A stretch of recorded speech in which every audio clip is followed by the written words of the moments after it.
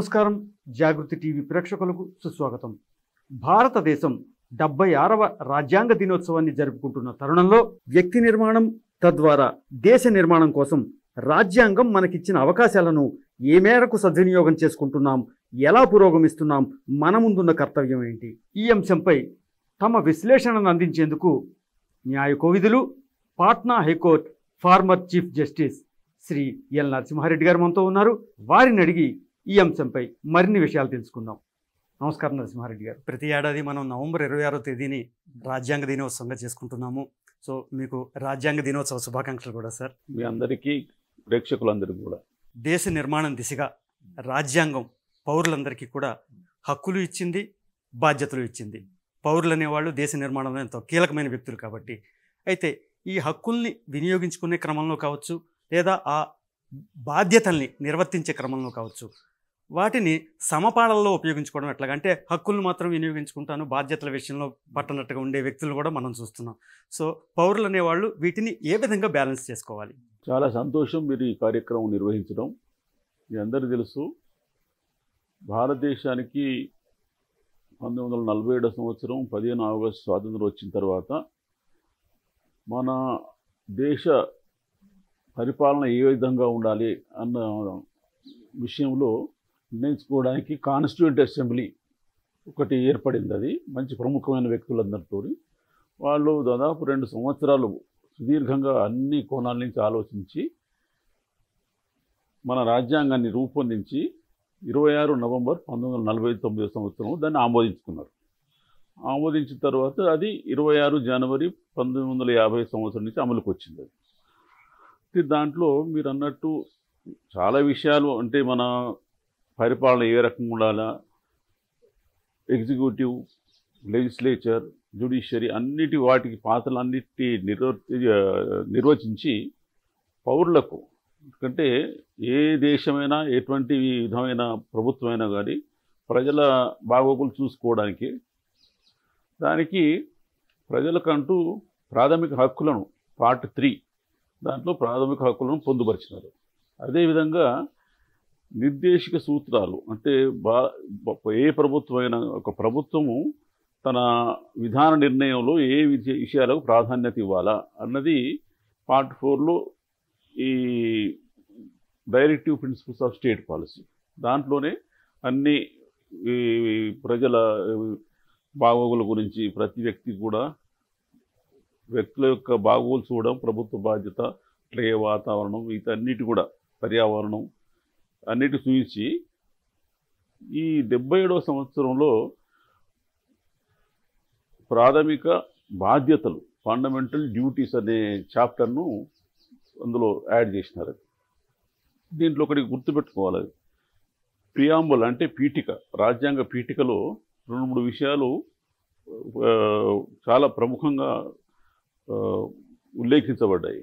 ఒకటి ఏంటంటే సమానత్వం, ఈక్వాలిటీ, దెన్ జస్టిస్, అందరికి న్యాయం అది చేస్తూ వీటన్నిటినీ బాగానే ఉంటుంది. అది చాలామంది దృష్టి సారించిన విషయం ఏంటంటే ఫ్రాటర్నిటీ, సౌభ్రాతృత్వము.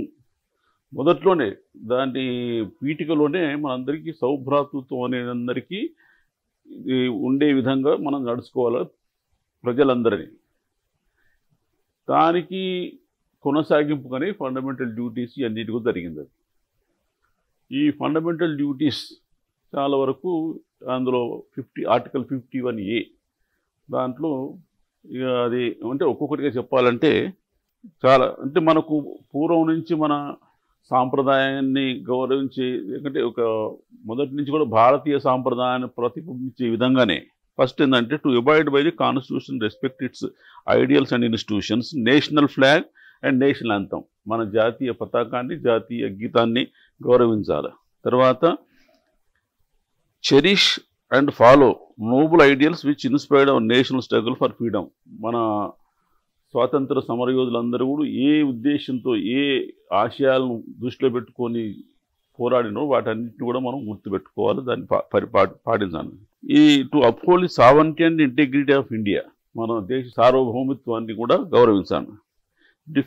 ఇంకోటి ఇది డి అనేది to defend country and render national service and when called for, అంటే ఎప్పుడు అయినా అవసరం అనిపిస్తే పిలుపు వచ్చినట్టయితే దేశ సంరక్షణ కోసం మనందరూ సిద్ధంగా ఉండాలని.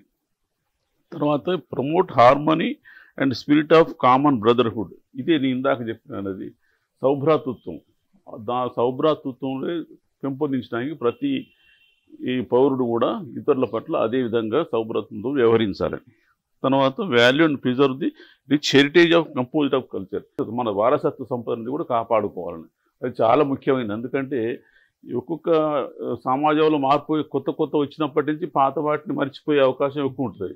కానీ మన వారసత్వం అనేది చాలా కొన్ని వందలేళ్ళ నుంచి మనకు సంక్రమించింది. అది దాన్ని మర్చిపోకూడదని అది కూడా దాన్ని పొందుపరచడం జరిగింది. అది సరే protect improve forest natural environment. అది సహజ సంపద మన అడవులను సంరక్షించుకోవాలన్నది.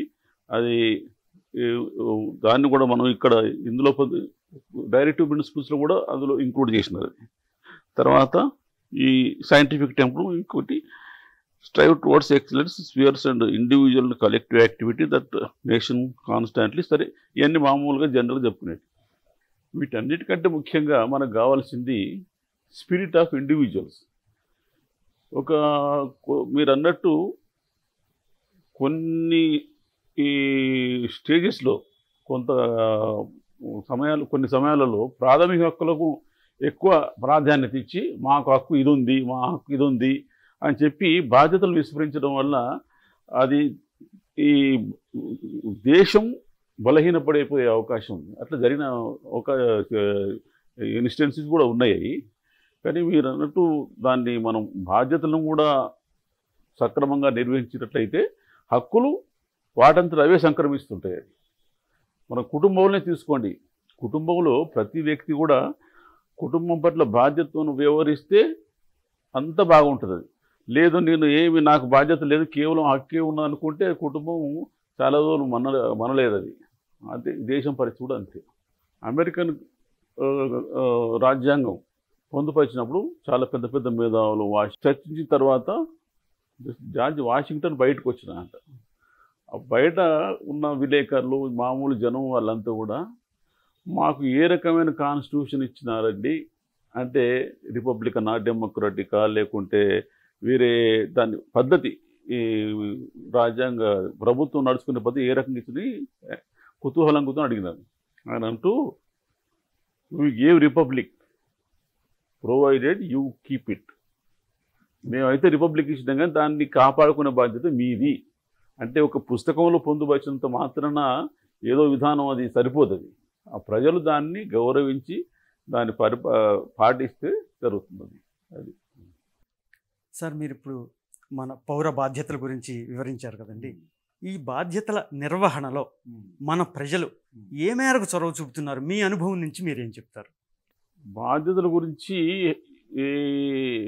అంటే దురదృష్టవశాత్తు మనకు స్వాతంత్రం వచ్చిన కొద్ది రోజుల తర్వాత హక్కుల గురించి మాట్లాడే సంఘాలు, హక్కుల గురించి మాట్లాడే వ్యక్తులు కూడా ఓకల్ అయిపోయినారు. వాళ్ళ వాయిస్ ఎక్కువైపోయింది. బాధ్యతల గురించి ఎవరైనా మనం గుర్తుపచ్చినట్టయితే ఈయనేదో కొంచెం మనకు పనికిరాని వాడు లెక్క ఆ భావన బాగా పెరిగిపోయింది. అది చాలా కాలం వల్ల అందువల్లనే కొంచెం దేశం ఆ టైంలో కొంచెం బలహీనం కూడా పడిపోయింది. అది దాన్ని మార్చుకోవాల్సిన బాధ్యత అందరిపైన ఉన్నది. అది ఈ మధ్యనే సరిసంఘాలకి కూడా ఒక పిలుపునిస్తూ 5 అంశాలలో దీన్ని కూడా మన పొందుపరచడం చాలా సంతోషదగిన విషయం. మనం బాధ్యతను, ఎందుకంటే హక్కులు ఎవరి మీద హక్కులు ఉండాల్సిందే. హక్కులు ఎప్పుడంటే నీకు ఒక హక్కులు మనం సాధించుకోవాలన్నా కానీ మన హక్కులను గౌరవించే బలవంతమైన ప్రభుత్వం ఉండాలి కదా. ప్రభుత్వమే బలహీనపడినట్టయితే సపోజ్ ఒక ఫ్యామిలీ తీసుకోండి, అది కుటుంబ వ్యవస్థ లేకుంటే లేకుంటే దాని ఆర్థిక వ్యవస్థ సామాజిక వ్యవస్థ గట్టిగా ఉంటే నువ్వేమైనా పోరాడితే అందులో తీసుకునే అవకాశం ఉంటుంది. అదే దివాలా తీసి కూర్చున్నప్పుడు నీకు హక్కు ఏంటిది, బాధ్యత ఏంటిది. అందుకని మనం దాన్ని బలం చేసుకొని దానికి బలం చేకూర్చి దాని ద్వారా మనం లాభం పొందవచ్చు.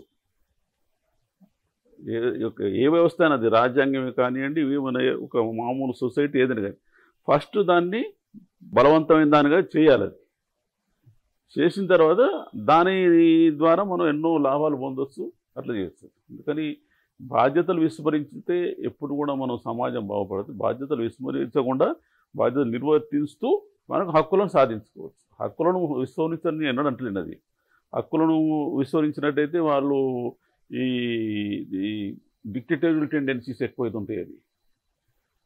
అది మన పౌరులు అంటే కొన్ని హక్కులను సాధించుకున్నప్పుడే మన జీవితం కూడా సార్థకం అవుతుంది, గౌరవప్రదంగా ఉంటుంది. అది అందుకని హక్కులు ఉండాలా, హక్కులను సాధించుకోవాలి. అట్ ద సేమ్ టైం దాంతో పాటు మన బాధ్యతలు కూడా నిర్వర్తించుకోవాలి.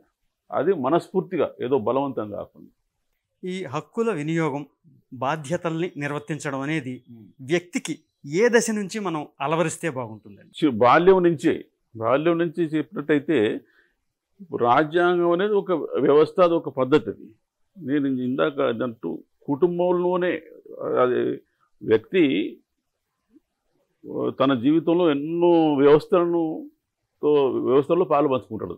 ఫస్ట్ కుటుంబం, తర్వాత పాఠశాలలో, తర్వాత ఏదైనా ఉద్యోగరీత్యా సంస్థలలో, లేకుంటే సొసైటీలో మెంబర్లు కావచ్చు, లేకుంటే ఏదైనా వచ్చిన తర్వాత రాజ్యాంగం అంటే దేశం అందరికీ ఉండనే ఉన్నది. అది ప్రతి స్టేజ్లో కూడా తన బాధ్యతలను కనుక గుర్తించి సరిగ్గా నిర్వర్తించినట్లయితే దాంట్లో వ్యక్తి ప్రముఖంగా తయారవుతాడు, సంస్థ కూడా బలప్రదంగా ఉంటుంది. అది చిన్నప్పటి నుంచి నేర్చుకుంటూ పోతుంటే అది పెద్ద పెరిగిన తర్వాత కూడా అదే శైలిలో పనిచేసే అవకాశం ఉంటుంది. ఈ రాజ్యాంగం మనకి ఇచ్చినటువంటి హక్కులు, విధులు ఇవి దుర్వినియోగం కాకుండా మనం ఎటువంటి వ్యవస్థల్ని అమల్లోకి తెచ్చుకోవాల్సి ఉంటుందండి? వ్యక్తిగతంగా కావచ్చు, వ్యవస్థాగతంగా కావచ్చు. ప్రభుత్వ పరంగా చేయగలిగేది చాలా తక్కువ వీటిల్లో. అంటే ప్రభుత్వ పరంగా నువ్వు నిర్వర్తించలేదు అంటే దానికి ఒక ప్రత్యేకమైన వ్యవస్థ ఉండదు. అది చట్టాలు కూడా ఇవన్నిటికీ ఈ రకంగా చేయాలన్న ఇప్పుడు రాజ్యాంగం కంటే పెద్ద చట్టం ఏది లేదు. రాజ్యాంగంలో పొందుపరిచినారు. అది దాన్ని అమలు కోసం ఎట్లా చేయాలన్నది కొన్ని నువ్వు మనస్ఫూర్తిగా చేయాల్సి ఉంటుంది. బయట నుంచి ఎంత ప్రెషర్ చేసినా కానీ ఇప్పుడు దేశభక్తి ఉన్నదండి. దేశభక్తిని నువ్వు ఈ రకంగా ప్రకటించాలని ఏ చట్టం కూడా చేసినా కానీ వాడు ఏదో నామకే వచ్చి చేస్తారు. అది కానీ అదే ఇప్పుడు మన స్వాతంత్ర సమరయోధు ఉన్నారు. అదే వాళ్ళు ఒక్కొక్కరు ఉరికంబాన్ని కూడా అట్లా ఉరి తాడును ముద్దు పెట్టుకో. అది ఏ చట్టం చెప్పింది వాళ్ళకి? అది చట్టం చెప్తే వచ్చేటి కాదు. అది గుండె నుంచి రావాల్సిన సంస్కారం, దేశభక్తి అట్లాంటి. ఎందుకంటే వాటిని పొందుపరచాలంటే మనం ఒక ఆదర్శంగా నిలబడి కొంత ముఖ్యమైన వ్యక్తులు, ముఖ్యమైన సంస్థలు వాటిని పెంపొందించినట్టయితే అది అసాధ్యమే కాదు, చేయొచ్చు. కాకపోతే మనం ఈ దేన్నైతే ఇప్పుడు హక్కులను సాధించుకున్నంత పరిపూర్తిగా ఏమంటే పటిష్టంగా ఈ బాధ్యతలు నిర్వర్తింపజేయలేదు. ఇప్పుడు హక్కు ఉన్నదనుకోండి, నాకు ఈ ఉద్యోగం లేకుంటే నాకు ఈ ఆస్తి హక్కు ఉన్నది, లేకుంటే నాకు మాట్లాడే హక్కు ఉన్నది, చేసే హక్కులు వాటిలో పొందుపరిచి, లేకుంటే ఒక వ్యక్తికి ఈ ఫలానా క్వాలిఫికేషన్స్ ఉంటే ఉద్యోగం వస్తుంది, లేకుంటే భూమి వస్తుంది, హక్కులు వస్తాయి, యాజమాన్య హక్కు వస్తుంది, సాధించుకోవచ్చు. కానీ బాధ్యతల గురించి ఎట్లా నువ్వు డిఫైన్ చేయలేవు. అది అన్నీ spirit of patriotism and nationalism అది వచ్చినప్పుడైతే.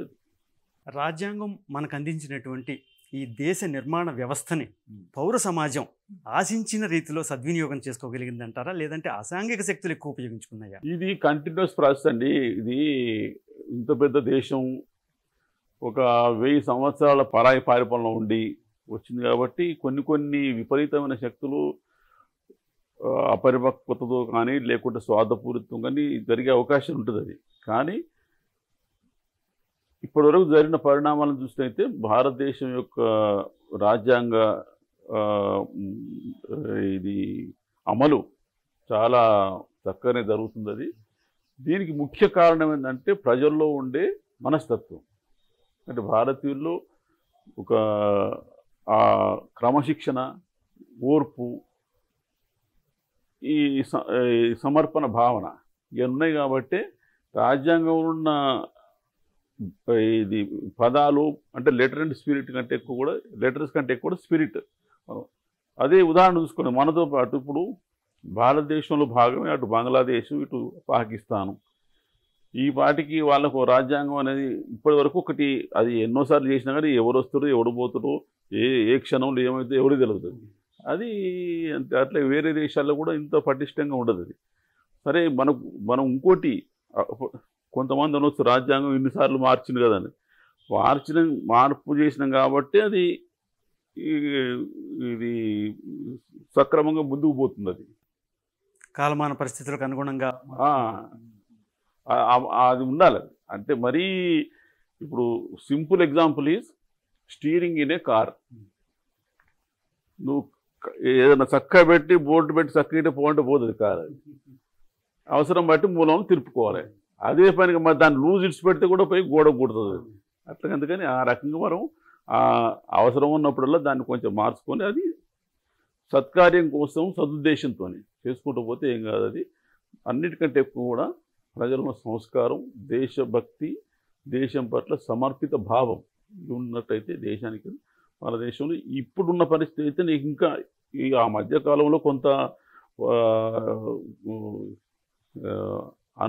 అననుకూల పరిస్థితి జరిగిన మాట నిజమే. కానీ ఇప్పుడు చూస్తేనైతే ఇప్పుడు చూడండి, ఇది ఇక్కడిది ఆపరేషన్ సింధూర్ అనుకుంది. ప్రజల్లో భావన ఎట్లా ఉబ్బుకొచ్చింది అది ప్రతి ఒక్కరి పట్ల. ఇప్పుడు ఒక వ్యక్తి అంటుండే ఈ దేశం ఇప్పుడు యుద్ధం చేయాలంటే ₹1,00,000 కోట్ల కావాలి అంటే వాళ్ళు ఏదంటే అది ఆస్తులు అమ్మి ఏదాన్ని కూడా చేయడానికి 1 గంట సేపట్లో ఇచ్చడానికి రెడీగా ఉన్నా అంటే సమర్పణ భావన. ఇక వ్యతిరేక శక్తులన్నీ కొంచెం ఎక్కువ తక్కువ ఉంటూనే ఉంటాయి. అది సమాజం అన్నప్పుడు సహజం. అది వాటిని అధిగమించి ముందుకు పోవాలి. అది ధన్యవాదాలు సార్. నమస్కారం. రాజ్యాంగం ఇచ్చినటువంటి అవకాశాలని సద్వినియోగం చేసుకోవడంలో పౌరుల యొక్క కర్తవ్యనిష్ట గురించి తెలియజేసినందుకు చాలా సంతోషం. మరో సందర్భంలో కలుసుకుందాం సార్. నమస్కారం సార్.